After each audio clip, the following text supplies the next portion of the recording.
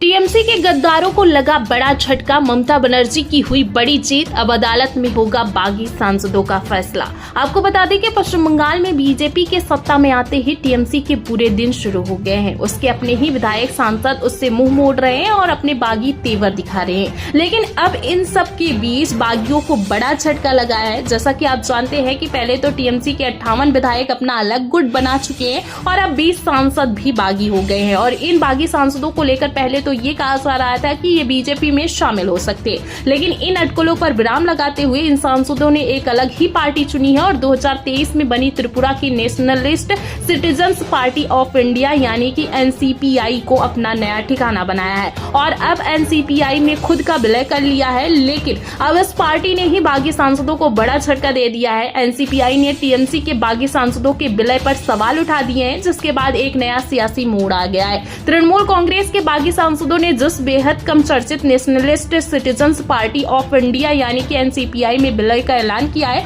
वहां भी अब आपसी मतभेद दिख रहे हैं। वहां भी आपसी टकराव अब तेज होता जा रहा है। टीएमसी के बागी सांसदों के इस फैसले को टीएमसी लोकतंत्र और संविधान के खिलाफ बता रही थी और अब एनसीपीआई ने ही विलय पर आपत्ति जता दी है। एनसीपीआई के सचिव ने विलय पर नाराजगी जताते हुए कहा कि ये प्रक्रिया लोकतांत्रिक नहीं है। विलय से पहले हमसे पूछा भी नहीं गया। यहाँ तक कि इस मामले में उन्होंने अदालत का दरवाजा खटखटाने की बात भी कह दी है। एनसीपीआई के सचिव शांतनी डे ने पार्टी के नेतृत्व पर आरोप लगाते हुए कहा कि विलय करने से पहले पार्टी पदाधिकारियों से कोई बात नहीं की गई। ऐसा फैसला अकेले नहीं लिया जाता। पति पत्नी ने आपस में फैसला ले लिया। जिन लोगों ने त्रिपुरा में जमीन पर काम किया उन्हीं को नजरअंदाज कर दिया गया। जैसा आप जानते हैं कि एनसीपीआई की स्थापना कोलकाता के रहने वाले शिवली कुंडू और उनके पति ने की थी, लेकिन अब उसके पार्टी के खिलाफ उसके महासचिव ने मोर्चा खोल दिया है। पार्टी सचिव ने यह भी कहा है कि अगर उनके सवालों का जवाब नहीं मिलता तो वो कोलकाता हाई कोर्ट भी जाएंगे।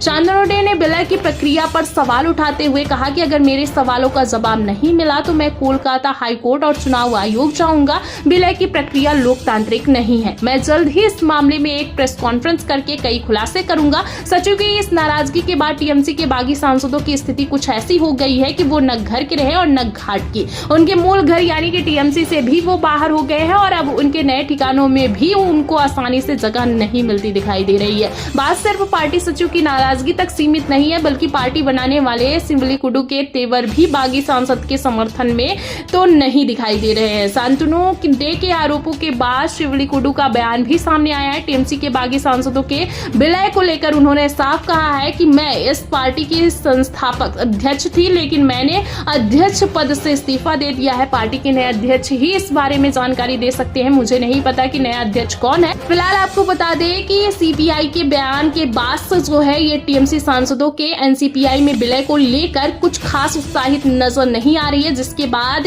टीएमसी सांसदों की मुश्किलें बढ़ गई है और उन्होंने जो है सीधे तौर पर पल्ला ही झाड़ लिया है। यानी कि साफ है कि अब टीएमसी के बागी गुट को बड़ा झटका लगा है।